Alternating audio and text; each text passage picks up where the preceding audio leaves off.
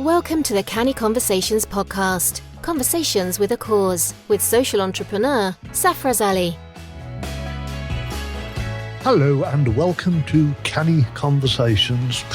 These are conversations with a cause that we hope will captivate your curiosity cannily. And my name's Adrian Kibler, and with me today is Safaraz. Saf, how are you doing? Not so bad. I'm all right, thank you. Good to see you. Not so bad. Been a lot. There's a few things been going on. I've been working on the Canny Conversations podcast website, cannyconversationspodcast.co.uk. That's what it's called. So I've been working on that. I managed to go through. I mean, you probably don't want to know now. You've asked me the question. I'll give you the answer. But managed to go through all the Canny Conversations videos, and there's about 144 of those. And I put them into, I can't say I did all the work, but our team, myself and the team, got together and we put them into sections and compartmentalized it and put a little bit of, put them on the website. So been quite busy with that. Brilliant stuff. Plus the day job. our podcasts, of course, come from the Canny Bite books. Have you been doing any more writing, or have you got any plans in that direction? I am writing, as I've mentioned a few times. It's a little bit slower than my original plans. I wanted to get it all out by now, but I'm a little bit behind. I keep adding more content. It's not a lack of content; it's more content. And the hard decision is trying to edit it and get it out really and cut it, and which is where we are. But I'm also reading around the topic that I'm writing about, so to see what others are doing, what the other authors are writing about, what other people are talking about, not just in terms of books, but videos, podcasts, and so forth. Well, because editing is a difficult part of any writing process. I mean, I guess you've heard the story about the chap who wrote a letter to a friend, and it was a huge, great thing. Got 600-700 words, and he said, "I'm sorry, this letter is so long. I didn't have time to write a short one." So, all right. So that's what you've been doing with your podcasting and your videoing and your writing. But what about the real job, the day job? The day job. The day job's got to kind of get on. I mean, there's a couple of things that I try and give commitment to. But in terms of the main day job, the pathway group stuff, we're currently recruiting, spending quite a bit of time in terms of recruiting the right people. We're been doing a lot of bid writing, tenders, different type of writing, tender writing, looking at procurements. We've also been focusing on revamping some of our marketing and the whole digitalization. It's a very competitive environment out there, and kind of getting ready for the new academic year and what our targets are, and doing the end of year plans and so forth. So being involved with that. So it's all been quiet then? It's a busy season. The summer period, all that. So it's a very busy season, and now into the new academic year, it's there's a lot going on, and before you know it, it's the end of the year. Absolutely, yeah. We don't just do the podcast, but we do listen, don't we, to podcasts and to other people. And you pointed out to me a podcast by a chap called Matthew Syed. Now, I don't know if many people know of Matthew Syed, but he's a really interesting chap. He wrote, he does a lot of writing for a lot of the national newspapers, and he also actually played table tennis for Great Britain, a good table tennis player. And he did a podcast which you pointed out to me, and it was all about something called marginal gains.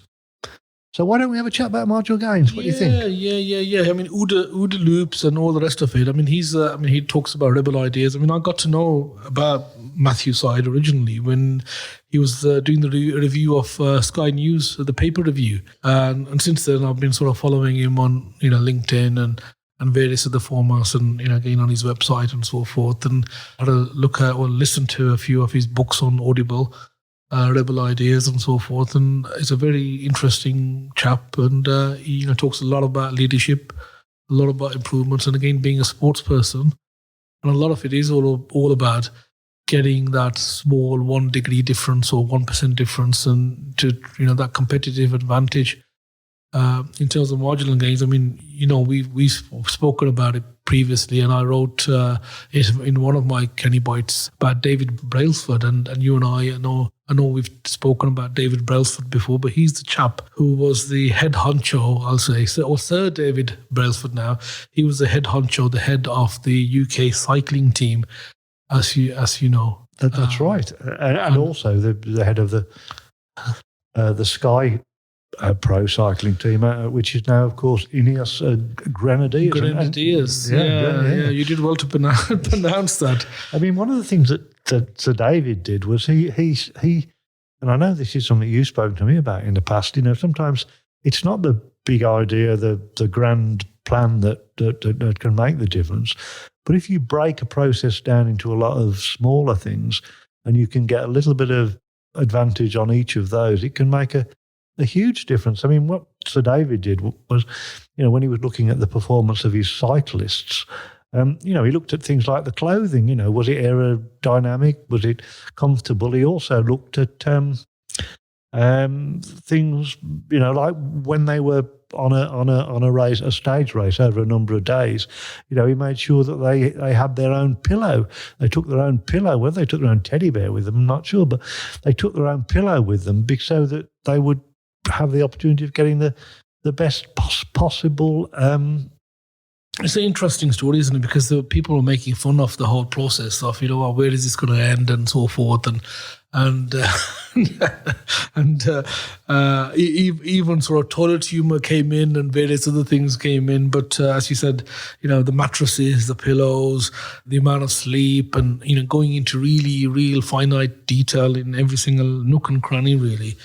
And it delivered results, and it's there now as a story that often many leaders talk about. And one of the ones that another book that I mentioned to you was a chap called James Clear, and he's an author of Atomic Habits, which is, again, I'm promoting other people's sort of work here and publications here, but it is definitely one of these where even if you don't read the whole book, but I think there's certain concepts in there that you could YouTube on video and get, those sort of concepts of understanding of what that means and the power of atomic habits and really the power of tiny gains. And it talks really about, how you can improve everything by a small margin, by a percent, and, how that small margin can make an incremental and a significant difference. And I think one of the examples that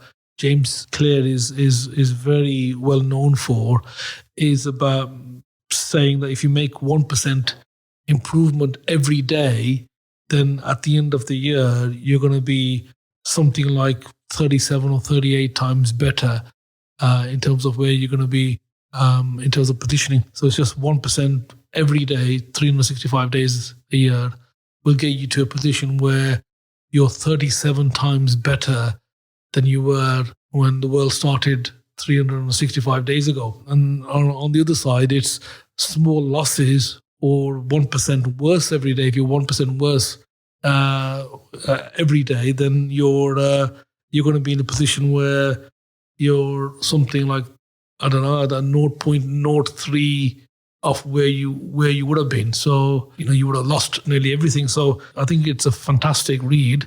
He talks really about how small habits can get you to your end goals. And I think there's some quotations. I mean, I'm not going to get it exactly right, but I don't want to get it too wrong. It's something like, if you can't get to the 100% without looking at the 99%. So, it's things like that. And these habits, these small habits, are the small decisions that you can make every day.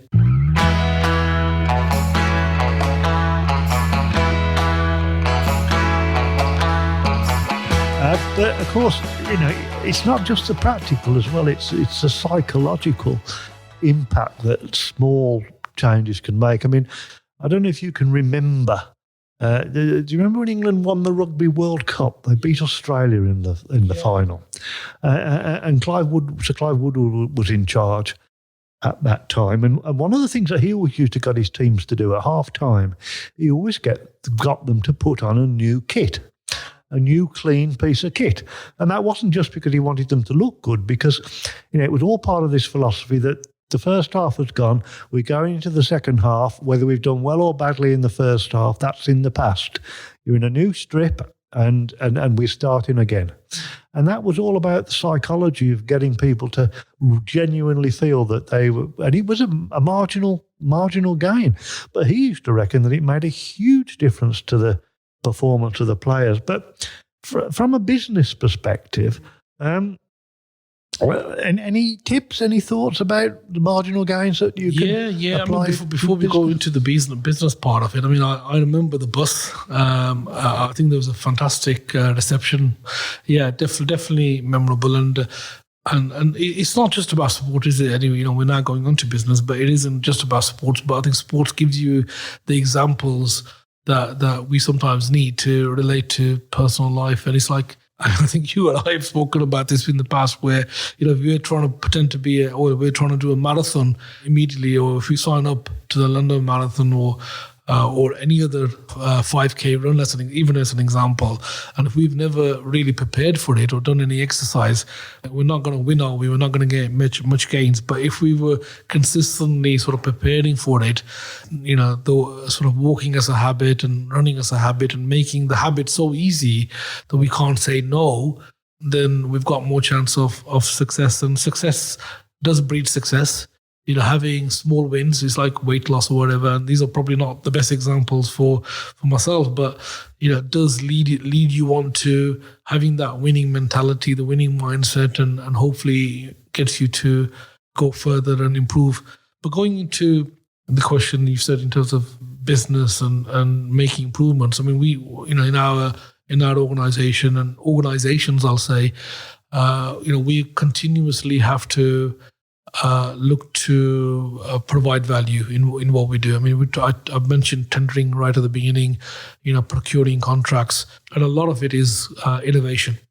It's continuous improvements, and innovation isn't massive, big changes. Most of the time, it's small improvements regularly. That's what we would say is also in innovation and in improvements. So from our perspective, it's really trying to give more for less. And, when you're in a competitive environment, you're looking to get that competitive advantage. And most of the time it is about where you can make these improvements. So in the care business, we're logistically planning visits, timings and so forth. So there's a lot of rostering going on, a lot of time management going on, a lot of planning of resources, planning teams. And it's very much like a transportation type company, because rather than having lorries and vehicles, I mean, we have got vehicles that we obviously using to get the carers going from home to home, but it's predominantly looking at the needs of the people and the carers that we have and aligning together without having too much change. So you're continuously looking for those improvements, trying to, you're already working on wafer thin sort of margins, and it's really where you can make those incremental improvements continuously. So when it comes to, say, finance as an example, they're slightly easier. So you start off with the premise that what you measure, what you focus on can be improved. So if you start off measuring, if you measure something, you can no doubt make improvements to it. You start looking for patterns.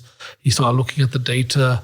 And data is a huge part to this in terms of really understanding the information that you've got, understanding not only the information that you have, but the story behind it as well, the narrative. So you've got a sense of what's caused the data to be where it is. It's a lot of the time it's about segmenting the data, it's about sorting the data, it's about arranging the data in a way that's it's understandable. It's not data for the sake of data. And I think most of these marginal gains has to do with how you record things, how you understand things, how you get your management information. And from that, you should be able to then make decisions, better decisions. And really it's that data explained with the story that then gets you in a position where you can start suggesting solutions, start suggesting improvements, testing, measuring, continuous testing, measuring, looking at trends, predicting, to try and a little bit get ahead of the curve, as to say, So it is to be in a position where that data is helping you to drive the business.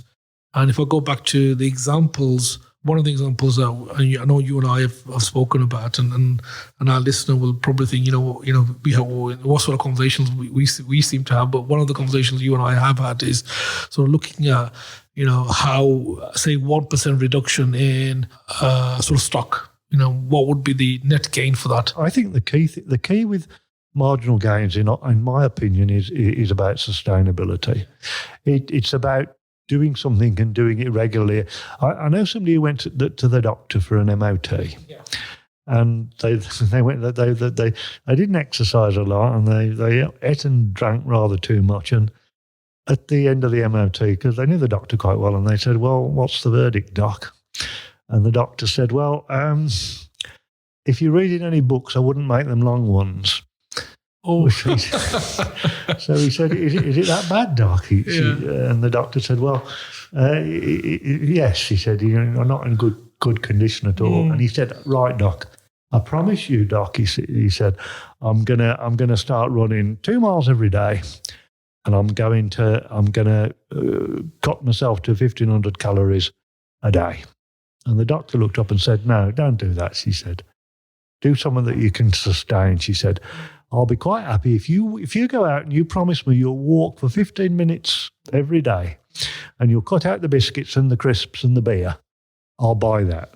Because she knew that it wasn't going to be sustainable. Going to happen. Yeah. But if he set himself some, marginal gains, some small things that could be achieved. I mean, she also said, make sure that when you're in a building, rather than use the lift, walk up the stairs. And that, for me, that's what marginal gains is all about. It's about doing little things, but doing them regularly. And I think that applies in business. It's got to be inbuilt within the organisation, isn't it? It's there's if you can create a culture where it's continuous improvements regularly, and where your team is aware of sustainability, continuity. Then these things are embedded within the organisation. You've got more chance of you continually doing it.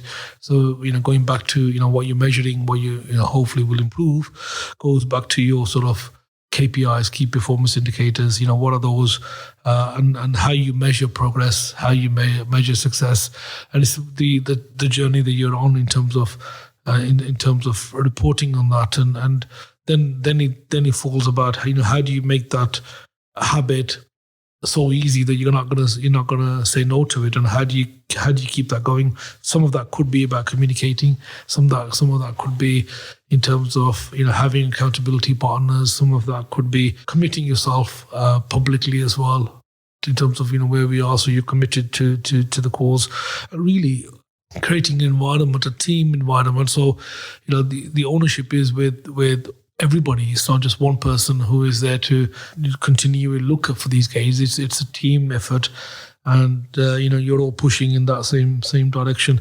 So that culture of peer accountability, that culture where each other is trusted to pull through and do their bit, and everybody understands the numbers. And you created a data-driven, data-led culture and business, and I think. You'd be in a position where the data then helps you to improve and continuously improve. It's not just one lot of improvement, but it's continuous improvement.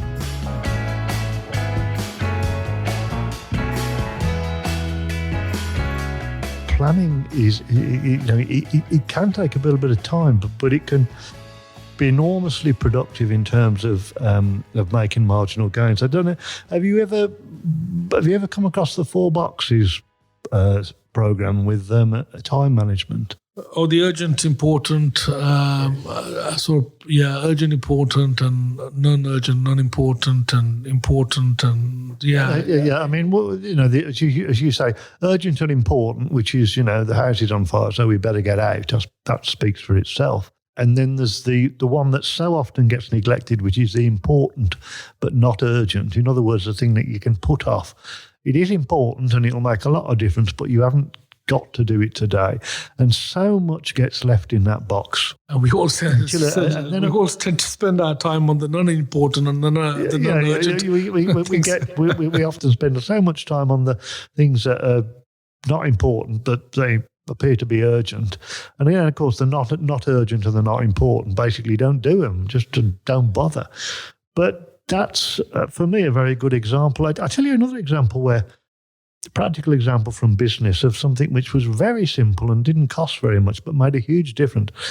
One of the airlines that was incredibly successful in the United States was Southwest Airlines.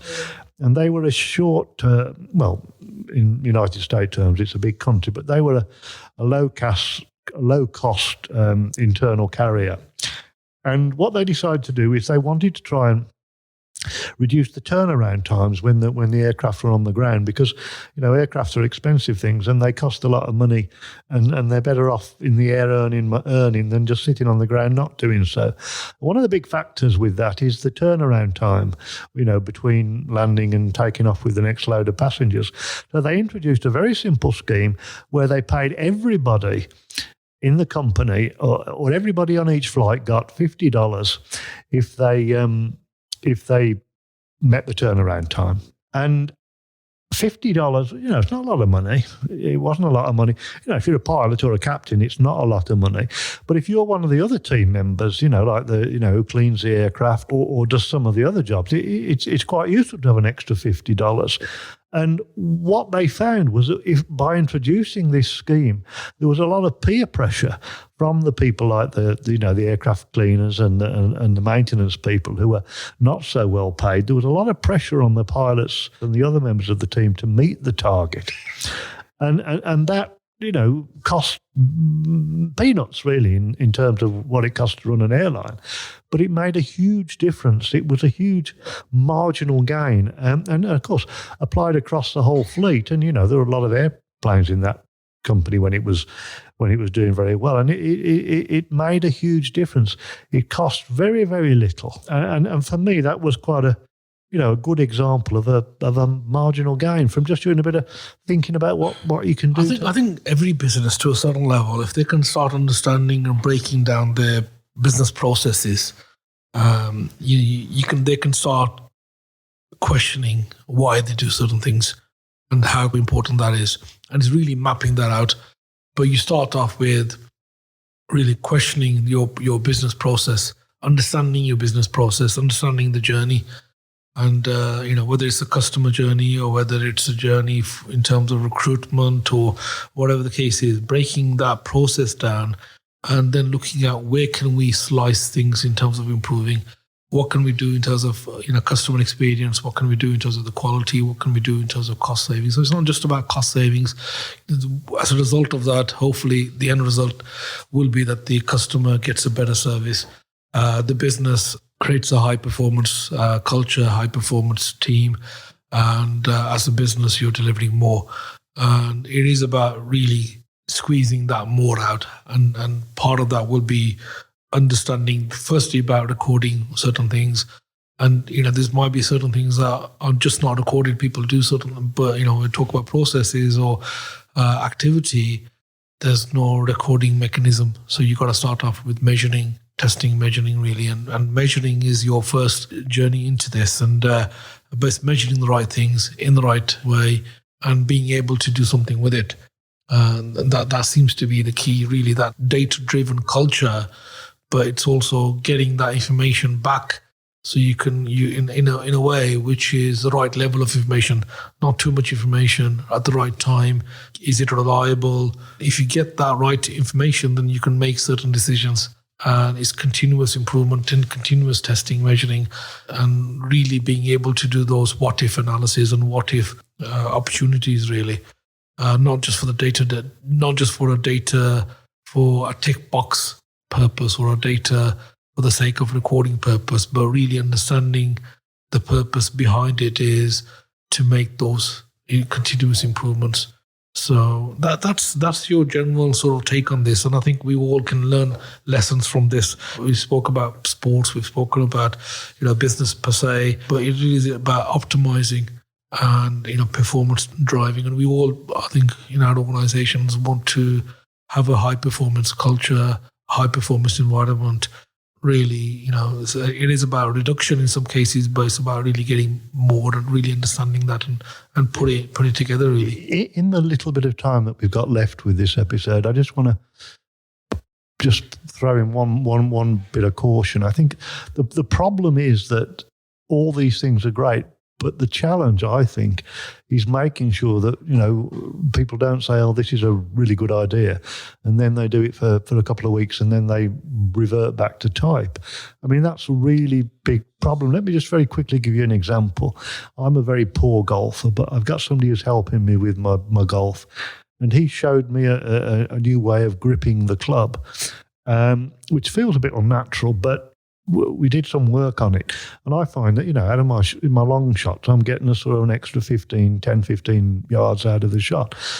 But the danger is that, of course, when I'm next on my own and I haven't got him watching me, I'll revert back to type and go back to my old, more comfortable grip that wasn't as effective. So how do you make sure that, the sustainability bit is kept to? I mean, if I go back to, I mentioned James Clear, and I am a fan, and James Clear has got a website as well, which is jamesclear.com, and he's got this saying, which is never miss twice.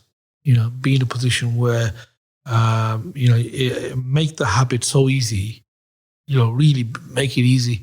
Sometimes I see, there's a team member, or, he's looking at possibly taking a little bit of work home or to read, and he'll print reams and reams and reams of paper, and I'm thinking, is he ever going to read that? I mean, obviously, we're trying to get a paperless society as well, but that's just an example. And I'm thinking, what, the likelihood of you getting through that is low.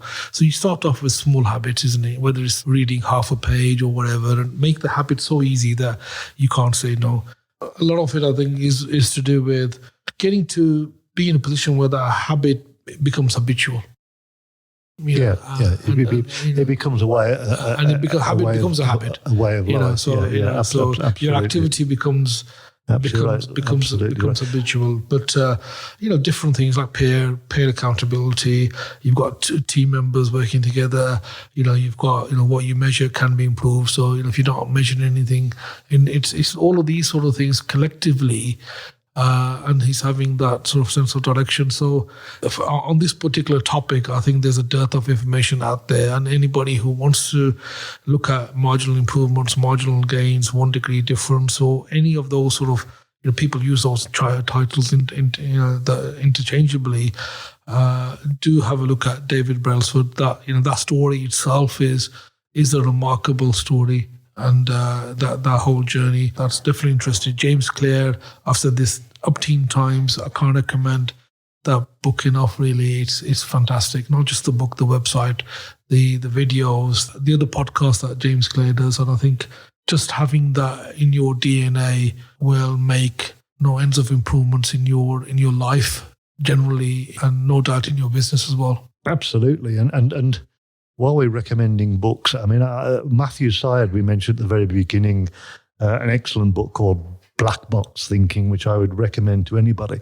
And I'd also recommend the Canny Bites books, your books. Oh, thank you. Rebel Ideas, from Matthew Syed. The three business books, I'd recommend those. Yeah. And I'd love to carry on, but time has defeated us again. So let's curtail this canny conversation with a cause, and let's hope that we'll back soon and invite listeners to subscribe, and if they like us, that would be wonderful. Thanks for listening to this Canny Conversation with a Cause. These conversations are based upon the Canny Bites books by Safaraz Ali, available on Amazon.